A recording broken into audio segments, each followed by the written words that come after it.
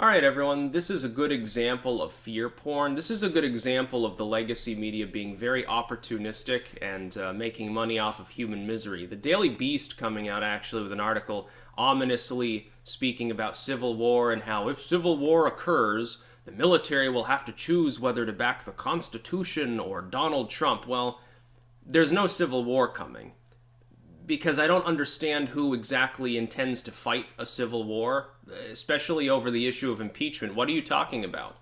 The Civil War is a mental thing. When this is being referred to by like Trump's diehard fans, they're not talking about physical fighting any more than any sane leftist is. I don't understand who's going to fight again the Civil War, though. If the economy is going along well, people have jobs to go to, they have families and stuff. For the most part, it's not like it was in the mid-1800s where a faction of the country felt that it was economically existentially endangered by the existence of the Lincoln administration or some rebels firing on a fort somewhere, or the existence of the slavery debate within Congress. Social alienation right now is high as far as modern times go, but it's not at antebellum levels. If you understand anything about U.S. history, the sequence of events and facets leading up to the U.S. Civil War, vastly different. The second thing is when we're talking about the modern world, specifically about the U.S. military, I guess the article intones that the military will side with the Constitution and with the people, which means the pink-haired folks, against the evil Trump admin and their demonstrably grotesque fans, the evil MAGA hat wearers, and they all scarf down burgers and wave the Nazi flag and stupid stuff like that. I guess this is the idea. The Daily Beast loves its one-dimensional propaganda. One-dimensionality is important if you're making propaganda. I just don't think that that's likely. The internet alone has done more probably to solve for people's social alienation than anything else. People can talk about when we see people getting red in the face and steam coming out of their ears, getting really mad online and insulting one another, that's helping to alleviate stress. You may think that it's a symptom of stress building. It's actually the steam valve. It's releasing the stress. When you see that sort of thing, be happy. When people are silent, be wary, be cautious. If things are seemingly quiet, if there's no rigmarole going on, if things seem it's a peaceful day, right before the bombs fall on Pearl Harbor. Oh, it's such a wonderful 9/11. I remember famously on that particular day. CNN's coverage, I believe specifically.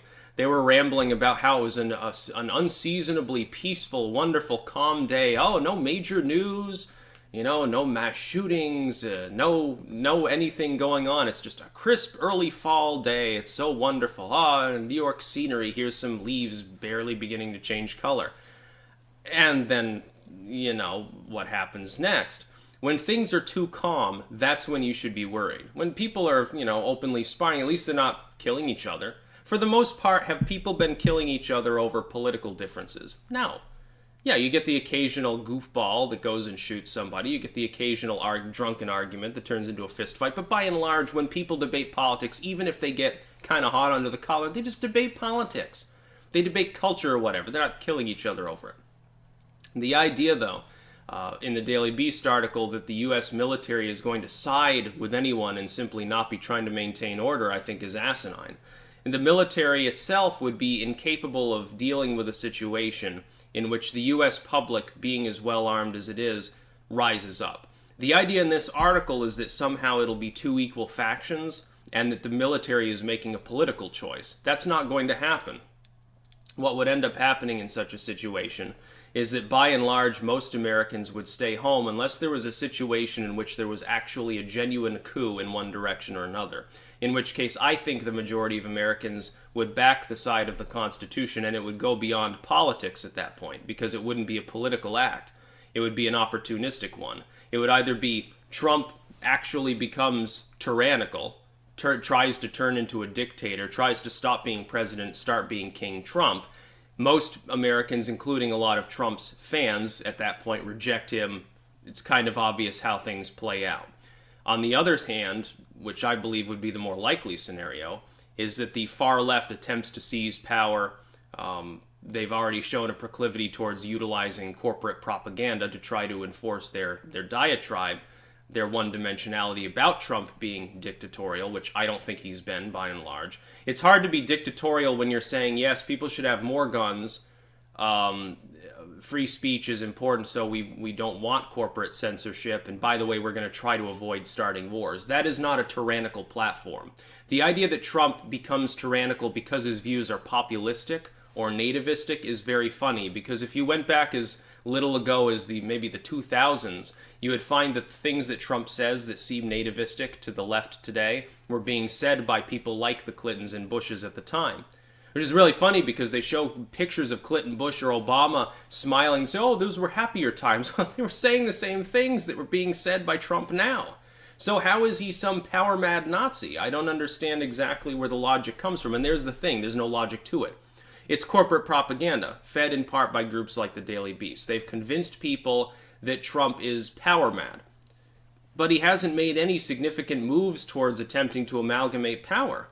In Congress, by the way, and this is to its credit, this is the one positive thing Congress has been doing, has been trying to whittle down executive power. Now you can say, well, they're just doing it because they're trying to stop Trump and he's the one fighting for the people. Well, that might be so, but at least they're reducing executive power. It has been too much. Since the Bushes, since 9/11, we've given far too much power has been given to the executive branch. It needs to be scaled back to how it was in like the 90s or the 80s. That much is clear. We do need to restrain the executive branch. Now, of course, that the alternative at the moment happens to be giving more power, at least seemingly, to people like Pelosi, but not really. Just because you restrain the executive branch more doesn't mean the legislature grows bigger, unless it empowers itself, which it tries to do. We'll have to shrink their power as well. That's why we need libertarianism, but that's a totally different story. The idea, though, that there's going to be a civil war in the first place, the idea that any supposedly journalistic outlet, and I know that's the thinnest of stretching when it comes to the Daily Beast, the idea that a journalistic outlet with access to politicians and CEOs would make the claim that a civil war at this point, looking around with a non-biased view, is even possible, is astounding to me. The idea that it would then openly invoke the idea of the U.S. military getting involved in I guess, political purges based on nothing, really, is even more astonishing to me. It doesn't surprise me that the Daily Beast would do that, but the idea that they would then consider themselves to be journalistic in any manner is quite funny. There won't be a civil war. Sometimes people jump down my throat about this. Well, things are moving. They're trying to kill us all. They're trying to enslave us. Dude, I've heard the same thing since the Bush era. I'm not new at this. I'm hearing the same things echoed over and over. It just depends on who's socially alienated. It's really funny that the people that back the party currently in power at the executive level are the ones right now that are more socially alienated. There is a little bit of fear there that I don't think is no reason for it. We're not disappearing. The United States seems to be churning right along. I think it's very funny. People have become, because of propaganda largely, people have become disconnected from reality and think things are worse than they are. The internet, while very helpful in most ways, has one major drawback. And that's that it allows people to enforce their fear on others that are not connected. Like you can say, like, the dam is going to break in Topeka, Kansas, and therefore people in California should feel more nervous about life. Oh my God, things are going to hell. Well, it's in Topeka. It's nowhere near you. Why are you worried? Oh, well, things are going to hell in general. It's a general sense of fear because we've expanded the community that the average person is privy to. It used to be their community. Or most of their nation. On the nightly news, some riot happened 500 miles from you. Be afraid, be very afraid, and they'd forget about it. Also, they can tangibly interact with people in real time that are part of those things. They can see a stream in real time, maybe see someone get shot, maybe see the dam break in real time with like a 2-second delay. This changes people's mental perception of the world, and I think it makes them more fearful. What it should do is it should allow us to hold civilized discourse with one another, be less at each other's throats, understand one another's nations and cultures, and come together more and be more at peace. Realize things aren't quite as scary as the cable news media wants you to believe. They want you to be afraid so that you'll click their ads and look at their clickbait idiot articles. That's about all. Peace out.